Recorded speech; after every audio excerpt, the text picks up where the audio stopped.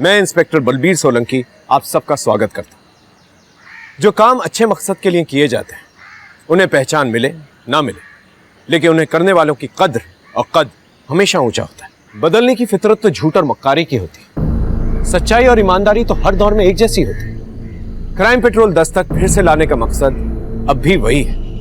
मकसद बताना नहीं, बचाना है। पछताने वाले अक्सर ये कहते हैं कि मुसीबतें दस्तक देकर नहीं आती, लेकिन एक ना एक दस्तक होती जरूर है। लेकिन जैसे कान में कोई रुई ठुस जाती है, वो दस्तक होते हुए भी हमें सुनाई नहीं देती, हम देखकर भी उसे अनदेखा कर देते हैं। उधर फेंक और फिर ऐसे। अरे दीपू क्या कर रहा है, ये देख, इसको ऐसे नहीं, ये देख ऐसे ऐसे। हाँ अभी सीधा, एक बार ट्राई कर। चल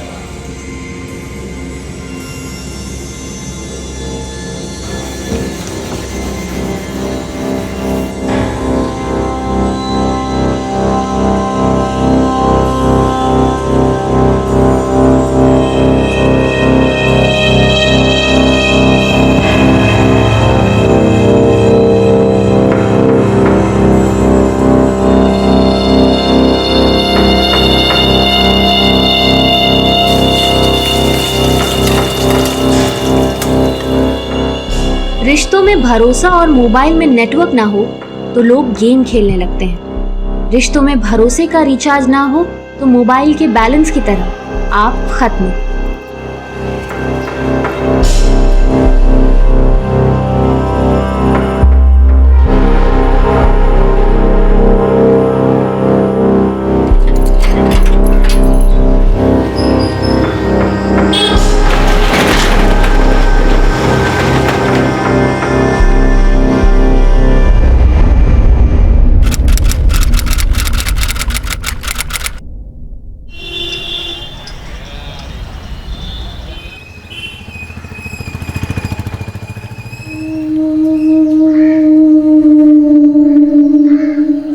शटर भी बंद है और आज का विचार भी नहीं लिखा। ओए बुमन, ओ सुमित, बुमन, ओ सुमित। हाय रब्बा, ओए ओए की हो गया, ओए गजब हो गया इसे।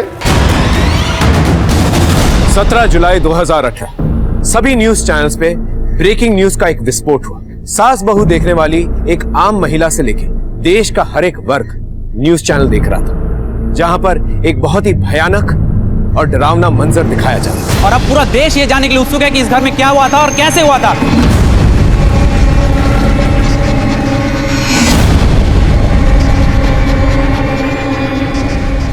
और ये पुलिस आ गई, अब इनसे सवाल करना चाहेंगे आज। Sir no question please, no question, no question, no question. Sir आप लोग तुम ठीक हो?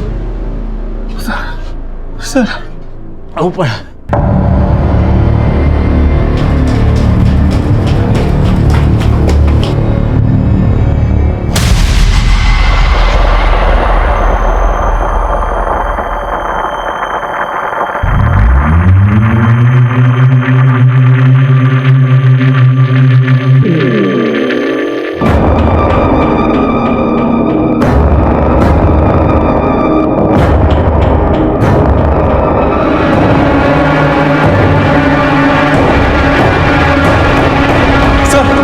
सर, यहाँ अंदर भी एक लाश है। सर ये देखिए।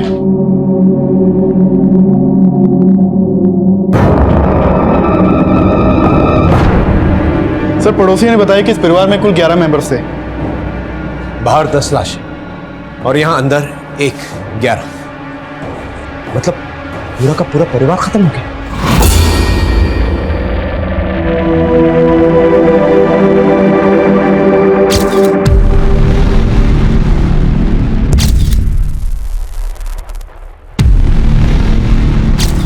इस आदमी के पांव ऑलमोस्ट जमीन को छू रहे हैं और इसके हाथ भी खुले हुए हैं। लगता है इसने रेजिस्ट करने की कोशिश की होगी।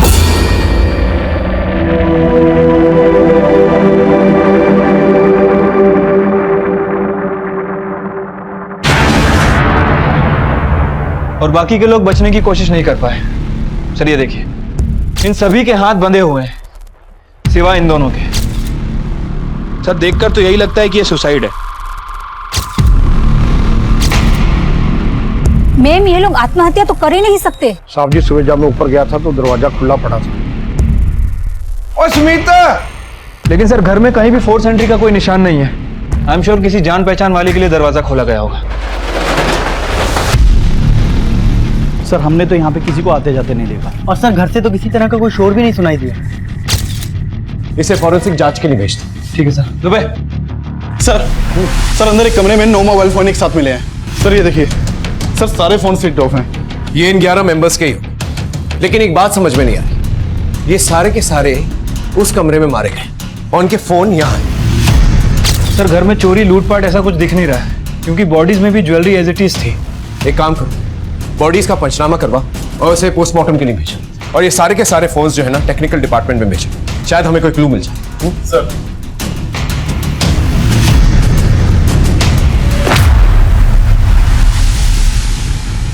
बहुत ही अच्छे लोग थे सर, कभी किसी से ना लड़ाई ना झगड़ा। सर पूजा पाठ वाले लोग थे, सबकी मदद करते थे और दान धर्म भी बहुत करते थे। वैसे ये दुकान किसकी है? सर रुक्मणी आंटी के बेटे भुवन की। और दूसरा बेटा क्या करता था? सर सुमित था वो, उसकी टाइल्स की यहीं पे शॉप है सर।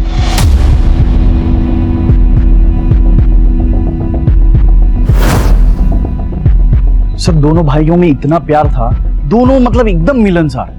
और भुवन तो मतलब माय डियर वाला आदमी था सर।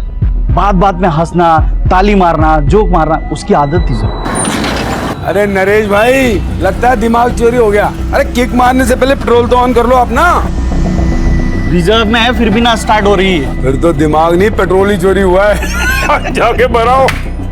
लेकिन सुमित अपने काम में रिजर्व रहता था। लेकिन सर वो भी बहुत ही अच्छा इंसान था, और पूरी फैमिली इतनी अच्छी थी, पता नहीं किसने ये सब किया।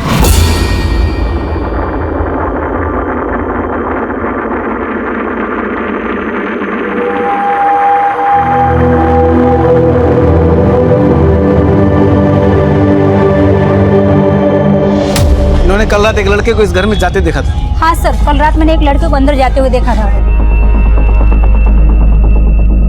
पर मैं सर थोड़ा जल्दी में थी ना, तो वो लड़के की शक्ल अच्छे से देख नहीं पाई। कितने बजे होंगे?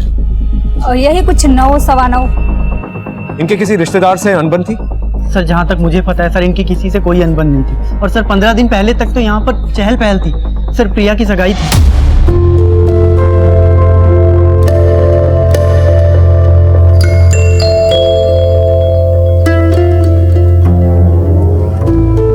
सर पूरा परिवार बहुत खुश था। आंटी का बड़ा बेटा और छोटी बेटी, वो तो हफ्ता भर पहले तक यहीं थे। रुक्मणी देवी के और 2 बच्चे थे? जी सर। सर ये लोग पहले जोधपुर में रहते थे और करीब 30 साल से यहाँ पर रह रहे थे। सर इनका बड़ा बेटा अभी भी जोधपुर में ही रहता है, और सर एक छोटी बेटी है जिसकी बहुत पहले शादी हो गई थी। सर वो सोनीपत में रहती है। क्या नाम है उनके? सर बेटे का नाम सुरेश है और बेटी का नाम सुनीता। अंदर कुछ सस्पिशियस नहीं मिला है। तो एक काम करो, ये सब कुछ सील करवा दो।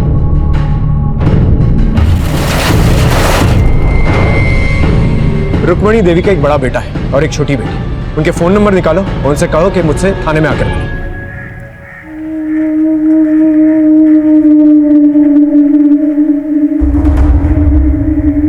सर ये हत्या है, खत्म कर दिया सबको, हार दिया सबको। हम भी यही मान के चल रहे हैं सुनीता जी, लेकिन ऐसा कोई क्यों करेगा? कुछ समझ में नहीं आ रहा, पता नहीं कौन करेगा, पर है ये मर्डर ही। देखिए सुनीता जी, कोई भी चीज बिना मकसद के नहीं की जाती, चाहे वो रुपए पैसों की बात हो, जायदाद की, या फिर कोई इमोशनल मैटर। हर चीज के पीछे कोई ना कोई मकसद जरूर होता है। आप ठंडे दिमाग से सोच के बताइए, इसके पीछे किसका मकसद हो सकता है? सर ऐसा कोई नजर में नहीं आ रहा जिसमें मैं शक जता सकूं। अभी 1 हफ्ते पहले मैं और सुरेश भैया सबके साथ थे। 15 दिन पहले हम लोग प्रिया के एंगेजमेंट के फंक्शन में आए थे। सुमित ने उसका रिश्ता तय किया था। हम सब लोग बहुत खुश थे उसकी सगाई से।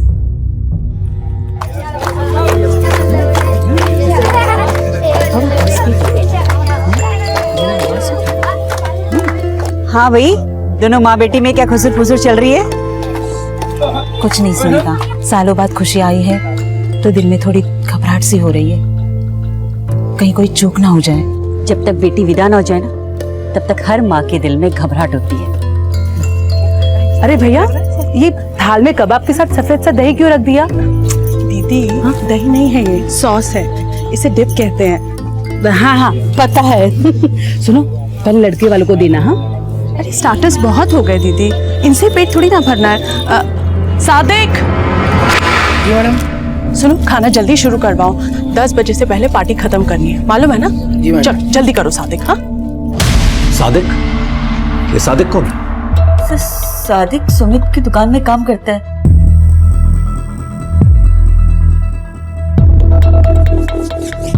दुकान में काम करता है और दुकान घर के पास है, और आज दुकान बंद थी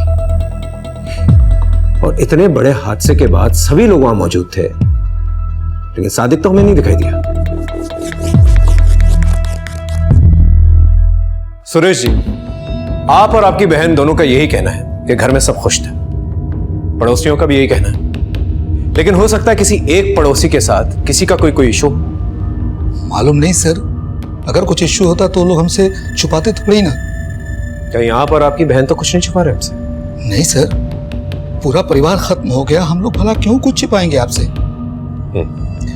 सुमित और भुवन के काम से रिलेटेड कोई इशू? कह नहीं सकता सर, लेकिन कोई तो होगा जिसने इस तरह से सबको खत्म कर दिया। खत्म कर दिया सर।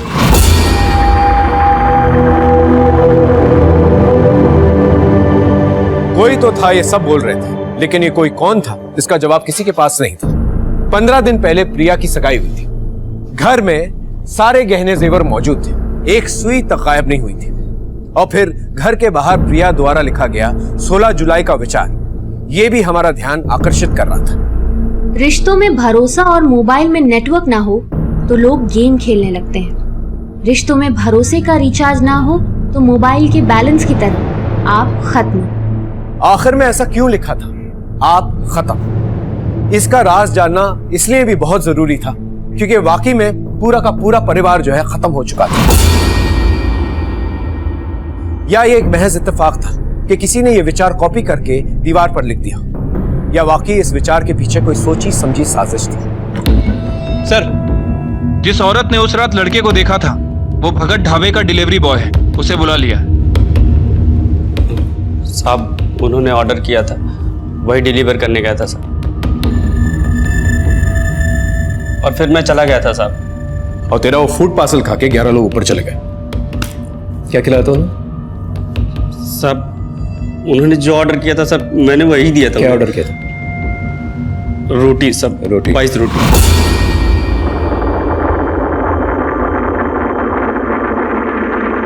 कोई स्पेशल बटर वटर लगा के दिया क्या? हाँ साहब, उन्होंने बटर रोटी ही ऑर्डर किया था। टिप मिली थी? टिप नहीं मिली थी साहब। जा। सर, इसकी बातें सुनकर तो लग रहा है कि सच बोल रहा है, क्योंकि क्राइम सीन पे हमें सिर्फ रोटियां ही मिली थी, और वो भी आधी खाई थी, बिना किसी सब्जी के। अब पूरी की पूरी फैमिली जो है डाइटिंग पे तो हो नहीं सकती। सर, सुमित की दुकान पे काम करने वाले सादिक का नंबर मिला, उसे फोन किया तो उसने बोला कि वो आज छुट्टी पर था। यहाँ 11 लोगों की छुट्टी हो गई और वो छुट्टी मनाने गया कहाँ था? सर, उसने बताया कि वो अपनी फैमिली के साथ चिड़ियाघर घूमने गया हुआ था।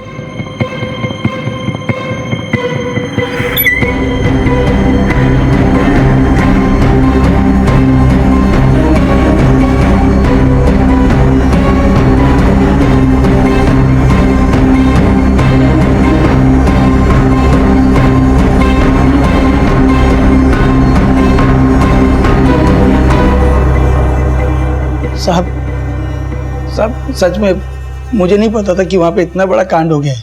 और कांड के अगले दिन ही तो छुट्टी पे चला गया, हाँ? जबकि सुमित की दुकान 7 दिन खुली रहती है। इस कांड का और तेरी छुट्टी का कुछ लेना देना जरूर है। नहीं साहब, कोई लेना देना नहीं है, बल्कि आज के लिए तो मुझे खुद सुमित भैया ने छुट्टी दी थी। साहब, 10 साल से उनका वफादार हूँ, काफी एहसान है उनके मुझ पर। आप लोग जैसा सोच रहे हैं वैसा मैं उनके साथ कर ही नहीं सकता हूँ, बल्कि वो लोग तो इतने अच्छे थे कि वो अपने दुश्मन का भी बुरा नहीं चाहेंगे। दुश्मन कौन?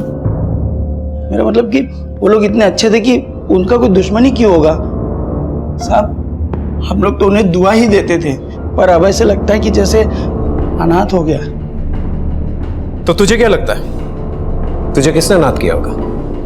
10 साल से काम कर रहा है उनके साथ, उनके बारे में सब कुछ जानता होगा ना? साहब मेरी ज्यादा बोलचाल तो सिर्फ सुमित भैया से ही थी। घर में वही सबसे ज्यादा धार्मिक थे। काम के वक्त भी उनका पूजा पाठ का काम चलते ही रहता था। कभी कभी तो वो कस्टमर से बात भी नहीं करते थे, वो चिट्ठी में लिखकर कस्टमर को मैसेज दिया करते थे। आप अपना नंबर दे दीजिए हमें, उस माल के बारे में कल तक सुमित भैया आपको बता देंगे।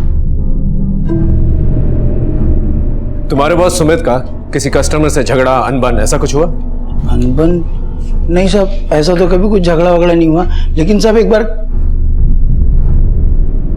बोलो, सुन रहा हूं। साहब वो सुरेश भैया।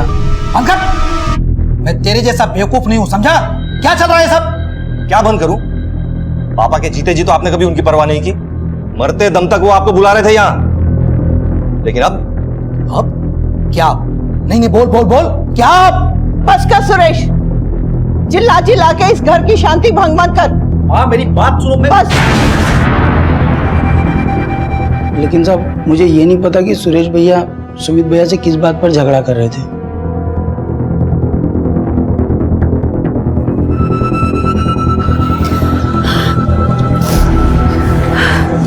भैया क्या आपको बिल्कुल भी अंदाजा नहीं है कि ये सब किसने करवाया होगा? अंदाजा होता तो मैं थोड़ी होने देता। तू बोल, तुझे क्या लगता है? सुनीता और सुरेश को फायदा तो हुआ, अब पूरी की पूरी जायदाद उनकी है। सुनीता, सुरेश और वो डिलीवरी बॉय, उनको इन्वेस्टिगेट करो। और क्राइम सीन पे वो जो 9 मोबाइल फोन्स मिले थे ना, उन्हें चेक करो। घर में सर 2 ही लोग थे जो मोबाइल फोन यूज नहीं करते थे, शुभम और दीपू। सर प्रॉब्लम यह है कि वो 9 के 9 फोन अभी तक लॉक है। वैसे हमारी एक टीम उन्हें खुलवाने की कोशिश कर रही है। उन लोग ने तो क्या हुआ, नंबर तो होंगे, उनकी कॉल हिस्ट्री और कॉल रिकॉर्ड्स निकालो, शायद कोई लीड मिल जाए। ठीक है सर। गाजियाबाद के चौधरी परिवार के 11 सदस्यों की मौत के बाद से इस इलाके में डर का माहौल है। लोग इस घर को भूत, प्रेत और आत्माओं का घर बता रहे हैं। एक तरफ जहां पुलिस इन संदिग्ध मौतों की वजह ढूंढने में व्यस्त है, वहीं इन अफवाहों से यहां खौफ का माहौल गर्म है। ये इस दशक का वो सनसनीखेज केस है जो कई दशकों तक एक डरावनी कहानी की तरह याद किया जाएगा। अब तक का जितने भी सस्पेक्ट्स हमने सोचे थे, उनके खिलाफ फिलहाल कोई सबूत नहीं मिला था हमें, लेकिन ऐसे कई सवाल थे जिनका जवाब हमें नहीं मिला था। सुमित और उसकी बीवी रीना के हाथ खुले हुए थे। भुवन के हाथ जिस वायर से बांधे गए थे वो खुल चुके थे। रुक्मणी की लाश फर्श पे पड़ी हुई थी, आधी खाई हुई रोटियां और एक साथ एक जगह पर 9 मोबाइल फोन। हमें एक ब्रेक थ्रू की जरूरत थी, इसलिए हमने फैसला किया कि हम ड्राफ्ट मैपिंग करेंगे। हम क्राइम सीन की ड्राफ्ट मैपिंग करेंगे। विक्टिम्स की हाइट, फ्लोर और सीलिंग का फासला, मुंह और आंख पे बंधी पट्टियां और वो तार जिससे हाथ बांधे गए थे और वो फांसी का फंदा, इन सब के मेजरमेंट्स निकाला। हम ये पूरा का पूरा क्राइम सीन जो है दोबारा रिक्रिएट करेंगे। ओके सर, को वो क्राइम सीन रिक्रिएट? क्यों, कोई प्रॉब्लम है? नहीं सर, मतलब सर प्रॉब्लम तो कुछ नहीं है, लेकिन सच बात तो है कि इनमें से कोई भी दोबारा उस घर में नहीं जाना चाहता। ये लोग वहां जाने से डर रहे हैं सर। वैसे मैंने 2 कांस्टेबल उस घर के बाहर लगा रखे, लेकिन वो लोग भी बार बार फोन करके यही कह रहे हैं कि उनकी शिफ्ट चेंज कर दी जाए। कोई भी सर उस घर के बाहर नहीं बैठना चाहता। उस घर के पास जाने से आम नागरिक ही नहीं, हमारी पुलिस टीम भी डर रही थी। और डर का वो माहौल खत्म करने के लिए हमें सबको ये भरोसा दिलाना था कि गुनहगार जल्द ही सलाखों के पीछे होगा।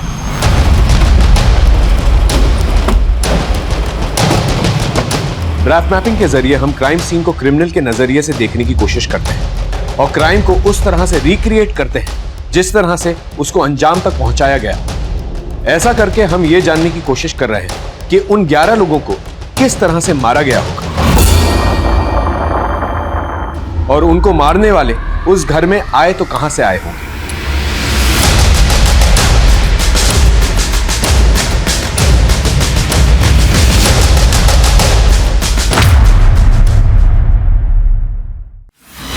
सर उन सभी 11 डेड बॉडीज की पोस्टमार्टम और फॉरेंसिक रिपोर्ट आ गई है। सर पोस्टमार्टम रिपोर्ट के हिसाब से सभी की मौत 16 जुलाई की रात 1 बजे से 1:30 बजे के बीच में हुई है। सर किसी की बॉडी पे एक्सटर्नल इंजरीज के कोई निशान नहीं है। और सर घर में जो हमें खाना मिला था, आधी रोटी और ये पानी, इनमें नशे की दवा नहीं थी, सभी की मौत हैंगिंग की वजह से हुई है। लेकिन इनमें से 3 लोगों की मौत पार्शियली हैंगिंग की वजह से हुई है, रुक्मणी देवी, कविता और भुवन। पार्शियल हैंगिंग तो हो सकता है कि तीनों ने रेजिस्ट करने की कोशिश की हो। लेकिन सर बाकी के 8 लोग, ये लोग अपनी मर्जी से तो सूली पे नहीं चढ़े होंगे, जरूर किसी ने मारा होगा। और सर जो हमारी सस्पेक्ट लिस्ट थी, अब तक उनके खिलाफ भी कुछ नहीं मिला है। पोस्टमार्टम और फोरेंसिक रिपोर्ट हमारा नजरिया बदल रही थी, और आत्महत्या की संभावना की जांच करना ये हमारी इन्वेस्टिगेशन का एक प्रोसेस था। लेकिन सवाल यह था कि एक हंसता खेलता परिवार जो आर्थिक रूप से भी संपन्न हो, वो भला आत्महत्या क्यों करेगा? मरने से पहले इन लोगों की मनोस्थिति क्या होगी, यही जानने के लिए हम लोगों ने एक साइकोलॉजिकल ऑटोप्सी करने का फैसला किया। साइकोलॉजिकल ऑटोप्सी यानी शव हो चुके व्यक्ति का साइकोलॉजिकल एनालिसिस, जहां पर एक्सपर्ट्स मृत हुए व्यक्ति से जुड़े सारे लेख, ऑडियो, विजुअल्स और उसके करीब करीब के जानने वालों के ओपिनियंस को इकट्ठा करती है और बारीकी से स्टडी करती है। लेकिन इन विक्टिम से जुड़े सारे लोग ये मानने को ही तैयार नहीं थे कि एक मास सुसाइड हो सकता है। सर, प्रिया नवंबर में शादी करने वाली थी। शादी का टेंट, हलवाई और यहाँ तक कि उसके जो हनीमून के टिकट्स थे वो भी बुक हो गए थे।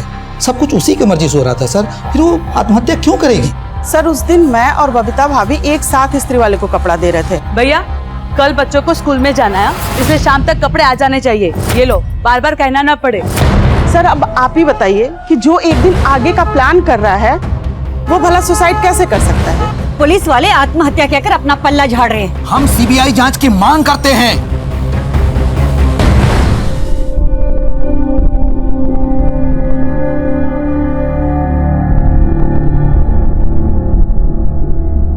शर्मा। हाँ सर। ये पाइप्स की फोटो कहाँ की है? सर ये घर के पीछे वाली दीवार पे लगे हुए हैं। वैसे मैंने इस बारे में पड़ोसी से पूछताछ की है। सर कुछ लोगों का कहना है कि रिनोवेशन के लिए लगा है, और कुछ लोगों का यह भी कहना है कि बरसात के पानी से बाहर निकालने के लिए लगा है। लेकिन सर ये पाइप्स घर के अंदर कहाँ जा रही है किसी को नहीं पता है। और कुछ लोग तो ये भी कह रहे हैं कि डेकोरेशन करवाया। ये कैसा डेकोरेशन? देखकर ही अजीब लग रहा है। सर एक और अजीब बात है, वो लोग घर में जहाँ पूजा पाठ करते थे वहां पे हमें 9 रजिस्टर मिले हैं।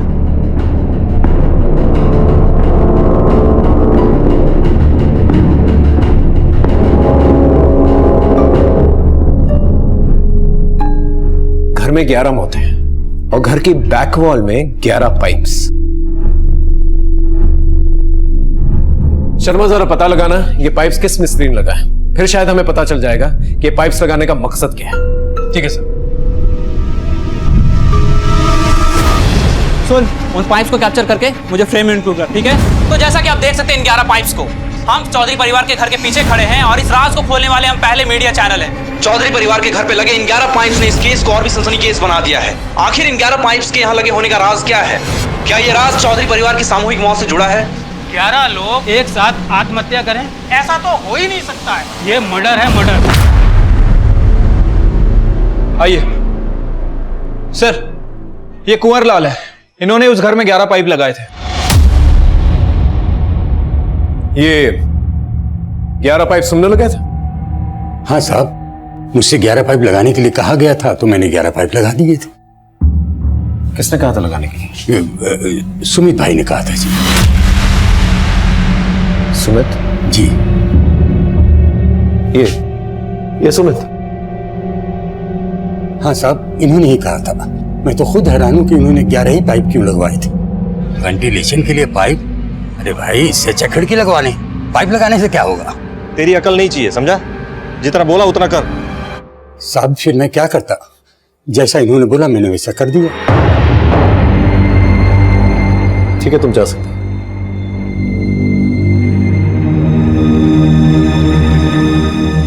आखिर ये सुमित वॉल पे 11 पाइप्स क्यों लगवाएगा?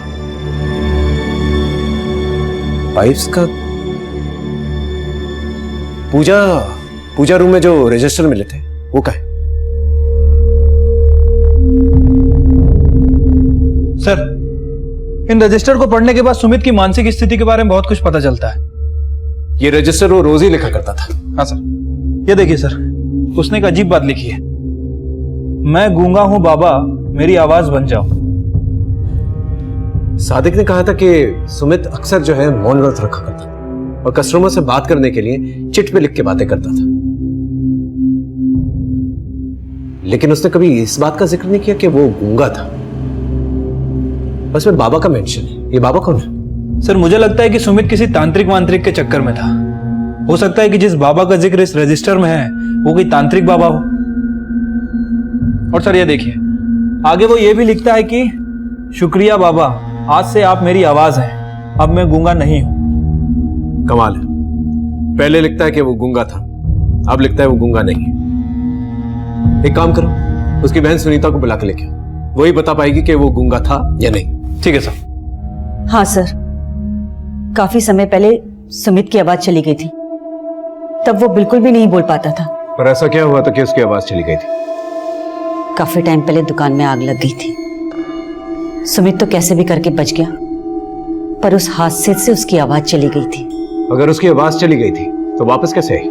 सुमित हमेशा पूजा में विलीन रहता था।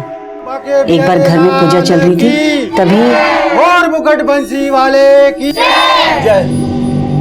आवाज आ गई सुमित।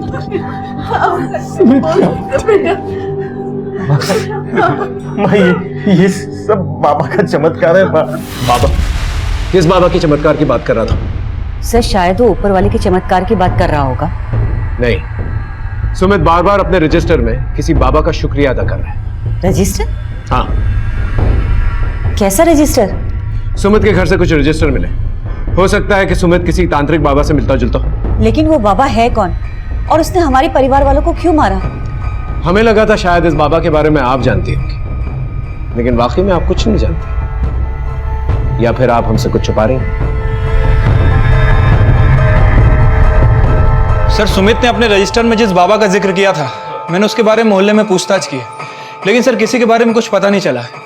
लेकिन सर शुभम और ध्रुव, इन दोनों का क्लासमेट उसी मोहल्ले में रहता है। उसने बताया कि ये दोनों बच्चे भी उस बाबा के बारे में बात किया करते थे।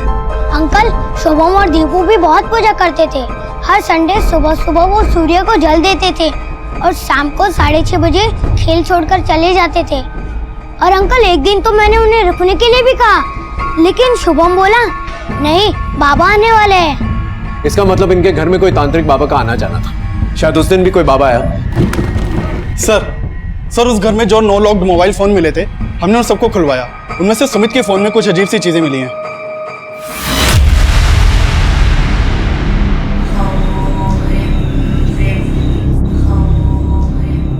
ये तो कोई हॉरर क्लिप्स है। ये पक्का है कि ये सुमित किसी तांत्रिक के चक्करों में था। किसी पर तो इसका विश्वास था। इसके कॉल रिकॉर्ड्स दोबारा चेक करो, शायद उस तांत्रिक के साथ फोन पे टच में। सर जी, पूजा पाठ वाले लोग जरूर थे, लेकिन अंधविश्वासी नहीं हो सकते। हाँ, जितना मैं जानता हूँ कि तंत्र तांत्रिक इनके जीवन में कुछ नहीं। चौधरी परिवार को जानने वाले अब भी नकार रहे थे कि ये मास सुसाइड का केस नहीं हो सकता, लेकिन उन 9 रजिस्टर्स में ऐसे कई रहस्य थे जो किसी बाबा को हमारे शक के घेरे में ला रहे थे, और हम समझ नहीं पा रहे थे कि आखिर ये बाबा है कौन। बाबा, आपके सुझाव से मैंने उस ग्राहक को उधार में माल दे दिया, और उसने सब चुकता भी कर दिया, और अब उसने मुझे एक बहुत बड़ा ऑर्डर दिया है। बाबा, आपकी कृपा से मेरा व्यापार दिन दुनी रात चौगुनी तरक्की कर रहा है।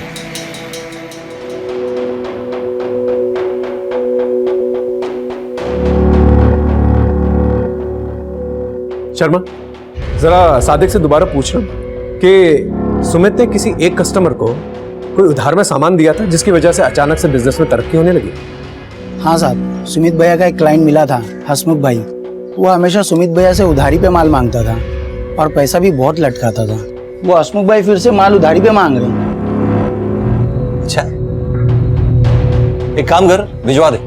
पर भैया, अरे आदमी ईमानदार है, अभी उसका धंधा नया है, लेकिन आगे चलकर देखना बहुत तरक्की करेगा। आज अगर उधार देकर सपोर्ट किया ना, तो एक दिन हमारे लिए बड़े बड़े काम लेकर आएगा। और साहब, ठीक वैसे ही हुआ। जो हसमुख भाई हमसे हमेशा उधारी पे माल खरीदता था, आज बहुत बड़ा कॉन्ट्रैक्टर है और हर महीने सुमित भैया से लाखों का माल खरीदता है। बाबा, आपके कहने पे मैंने चीनू से कहा कि वो साइंस छोड़ के कॉमर्स ले ले। उसने ऐसा किया और चमत्कार हो गया। चाचा जी, मेरे सभी सब्जेक्ट में 75% से ज्यादा मार्क्स आए। मैंने टॉप किया अपनी क्लास में। बाबा, आपके बताए उपाय करने से नीलम ने फिर से पढ़ना शुरू कर दिया है। दीपू और शुभम भी अब अपनी क्लास में फर्स्ट आते हैं। भुवन भैया की दुकान भी बहुत अच्छी चल रही है आजकल। बाबा, प्रिया के मांगलिक होने की वजह से उसकी शादी नहीं हो रही थी, लेकिन बाबा आपकी कृपा से हमें प्रिया के लिए बहुत अच्छा लड़का मिल गया। अरुण का परिवार भी बहुत अच्छा है और उसकी और प्रिया की कुंडली भी मिलती है। बाबा, आपकी वजह से प्रिया की सगाई तय कर दी हमने। 2 जुलाई को हम प्रिया और अरुण की सगाई कर रहे हैं। आपके चमत्कारों ने हम सबकी जिंदगी बदल दी है बाबा।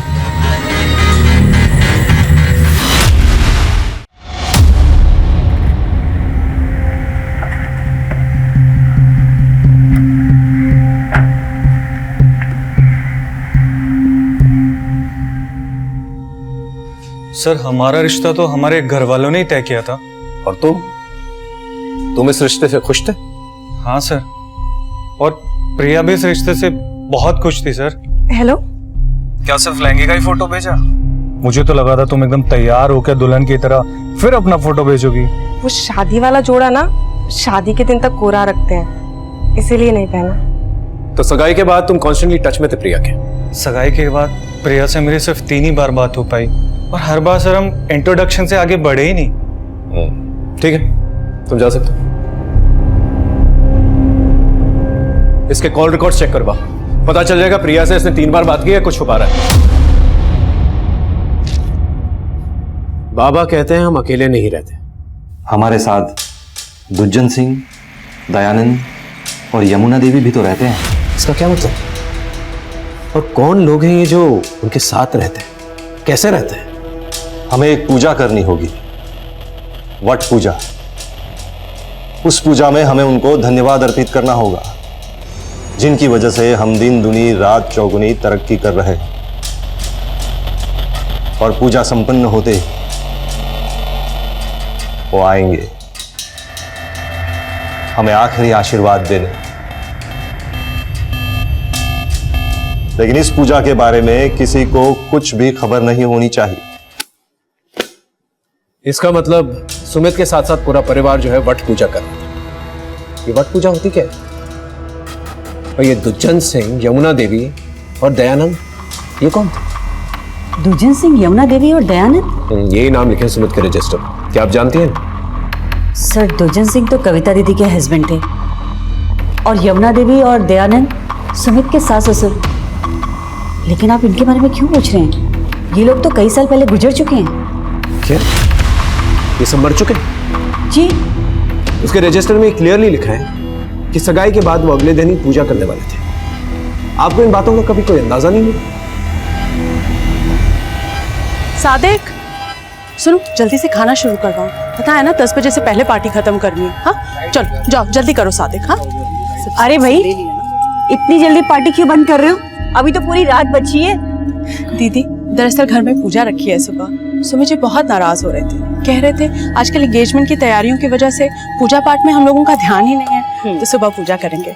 1 मिनट में आती हूँ। सगाई वाली रात रीना बोल रही थी कि पार्टी 10 बजे तक खत्म करनी है। कोई पूजा है और अगले दिन वहां पूजा हो भी रही थी।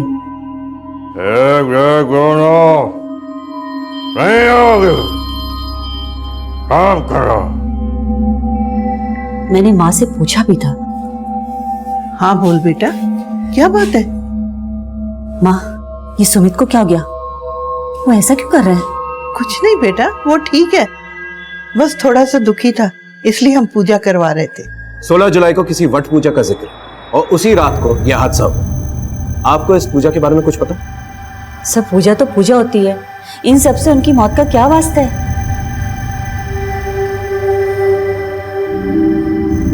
सर, मैं भी नहीं समझ पा रहा हूं उन बातों का सबकी मौत से क्या वास्ता हो सकता है। लेकिन एक बात है जिसके बारे में मैंने आज तक नहीं सोचा, क्यों इतना भयानक रूप ले लेगी। कौन सी बात? सर, सुमित ने एक बार मुझसे कहा था कि उसमें पापा आते हैं। आप मेरा विश्वास कीजिए भैया, पापा मेरे अंदर बैठे हैं, वो हम सबका भला कर रहे हैं। क्या बात कर रहा है? अरे ये अंधविश्वास है। लेकिन मुझे विश्वास है भैया, हमारी तरक्की पापा की वजह से ही हो रही है। अरे तरक्की तुम लोगों की मेहनत के कारण हो रही है, और कुछ नहीं, समझा? लेकिन पापा का सपोर्ट भी है भैया, आप भी विश्वास कीजिए, पापा आपसे मिलने के लिए बेचैन हो रहे हैं। मैं तेरे जैसा बेवकूफ नहीं हूं, समझा? क्या चल रहा है सब? क्या बंद करूं? पापा के जीते जी तो आपने कभी उनकी परवाह नहीं की। मरते दम तक वो आपको बुला रहे थे यहाँ, लेकिन अब क्या? नहीं बोल बोल बोल, क्या? बस कर सुरेश।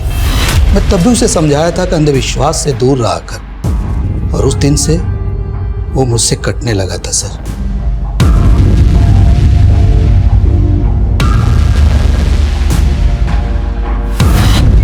सर, उन सभी 11 लोगों के फोन रिकॉर्ड चेक करवाए, लेकिन सर कोई तांत्रिक वांत्रिक का नंबर नहीं मिला है। लेकिन सर एक अजीब बात है, कुंवरलाल ने जो पाइप लगाए थे, इसकी बेटी गीता तांत्रिक है।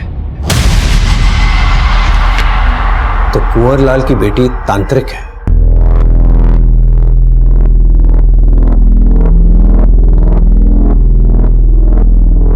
ये धागा काले कुत्ते की पूंछ में बांध देना, वो कुत्ता तुम्हारे बेटे की नजर ले लेगा।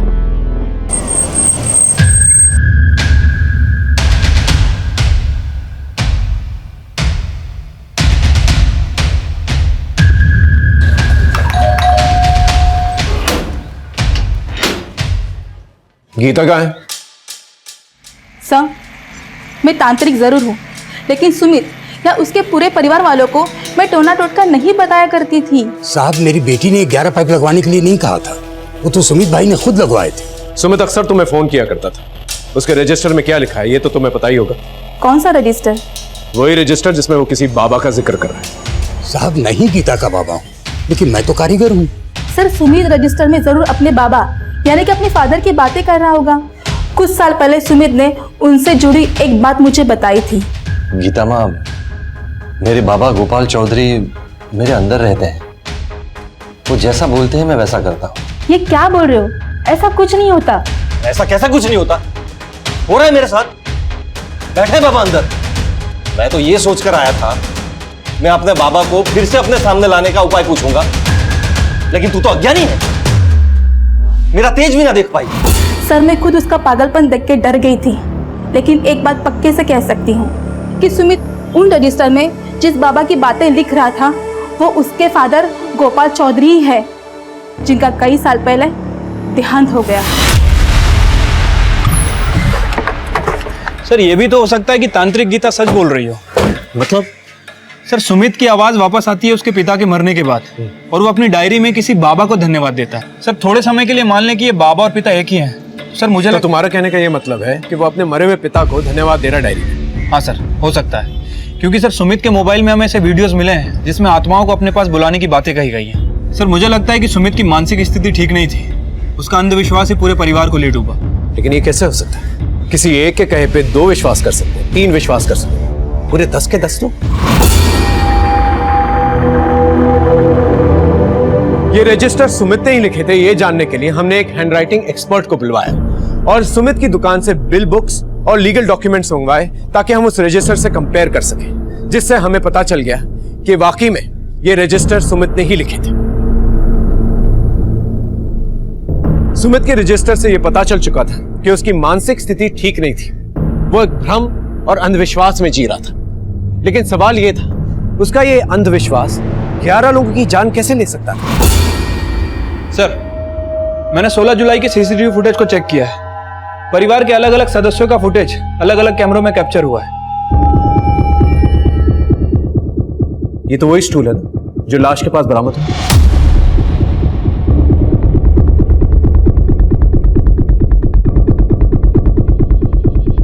ये वही वायर है ना जो हाथ में बांधा गया था।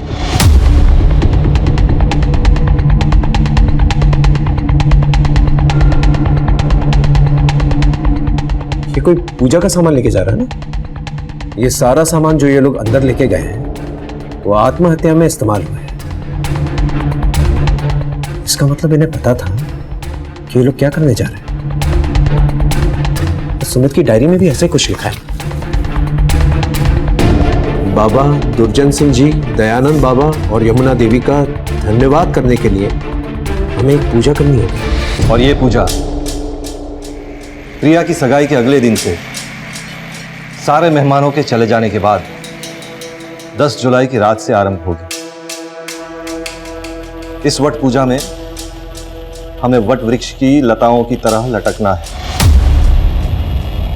और फिर उन 11 पाइप्स के जरिए अंतरिक्ष से हमारे अंदर अद्भुत शक्तियां आएगी। तो सिर्फ 11 पाइप्स नहीं, हम 11 की शक्तियों का आगम स्थान है। 4 सीधे पाइप्स, भुवन, शुभम, दीपू और मेरे लिए, और बाकी के 7 नीचे झुके हुए पाइप्स आप सब औरतों के लिए। उस दिन हम 4 मर्द और 7 औरत नहीं, 11 शक्तियां बनने जा रहे हैं, और इसमें किसी को भी जरा सी भी शंका नहीं होनी चाहिए। पैर की तकलीफ के कारण मां की साधना जमीन पर होगी, और बाकी हम सब वटवृक्ष की लताओं की तरह लटकेंगे, और फिर ग्लास में रखे पानी का रंग बदलेगा। हमारे पूर्वज आएंगे और हम सबको खोल देंगे, और हमें अपना परम आशीर्वाद देकर अपने सर्वोच्च स्थान की तरफ गमन कर लेंगे। लेकिन इस विधि में कोई गलती ना हो, इसलिए हमें अभ्यास करना होगा। दीदी, सुमित जी ने कहा है कि 11 मास्क एक ही साइज के होने चाहिए। हाँ, प्रिया कर रही है, देख। प्रिया, सुन, ठीक से काटना और एक ही साइज के काटना है। जी। रीना देखने एक रस्सी कम है। दीदी, थोड़ा सब्र तो करो। नवंबर में तो वैसे ही गाना है आपको, सुहाग रात वाले गीत। नानी, देखो ये मुझे छेड़ रही है। दीपू, शुभम, अरे क्या मस्ती कर रहे हो तुम लोग? लो बोलो। ये लो, जाके मम्मी को दो। अरे भाई, पूजा की सब सामग्री आ गई? हाँ भैया, पूरी सामग्री आ गई है। चलो, ये अच्छा हुआ दीदी। वैसे दीदी, मैं तो ना बाबूजी से कहूंगा कि मुझे तो लटका ही छोड़। क्यों? अरे भाई, बीवी से मुक्ति से बड़ा और क्या मोक्ष होगा? बाबूजी तो उतार देंगे, लेकिन कहीं ऐसा ना हो कि उतरने के बाद ना बीवी मिले और ना मोक्ष। रीना, अभ्यास शुरू करें। हाँ। चल। अरे ये क्या मम्मी, ये तो मैं ऐसे ही खोल लूंगा, थोड़ा और टाइट बांधो। अभ्यास करें। हाँ, वही तो कर रहे हैं। आज हमने अभ्यास भी किया बाबा, अब कोई विधि गलत नहीं होगी।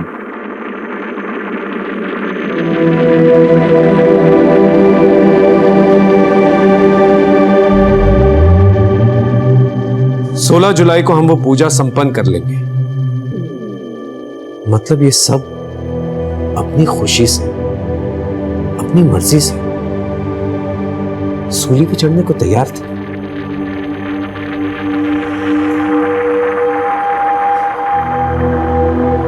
16 जुलाई की रात शुरू की गई पूजा रात के 1 बजे तक चलेगी। उस दिन सब सिर्फ रोटियां खाएंगे, और डर बिल्कुल नहीं होना चाहिए, किसी के चेहरे पे भी और मन में भी। बाबा जरूर आएंगे, उन तीनों के साथ वो हम सबको खोल देंगे।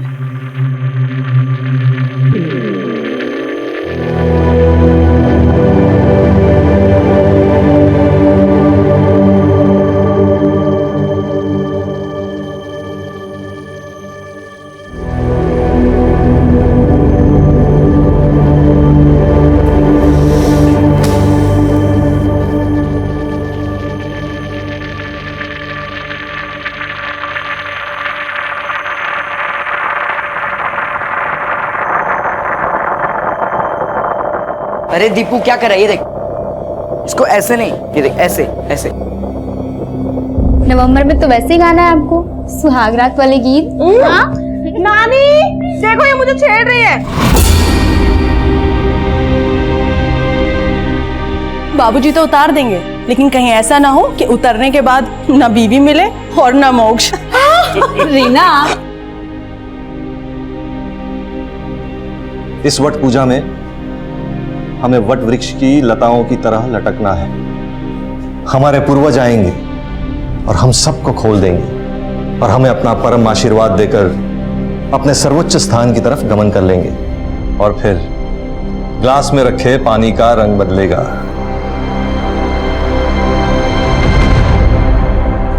मेरे करियर में मास सुसाइड का यह केस पहला था, लेकिन इससे पहले सवाई माधोपुर में 2013 में ऐसा कुछ हो चुका था, जहां पर एक ही परिवार के 7 सदस्यों ने अंधविश्वास में लड्डू में साइनाइड मिलाकर खा लिया था। ये सोचकर कि ऊपर वाला आकर उन्हें बचाएगा।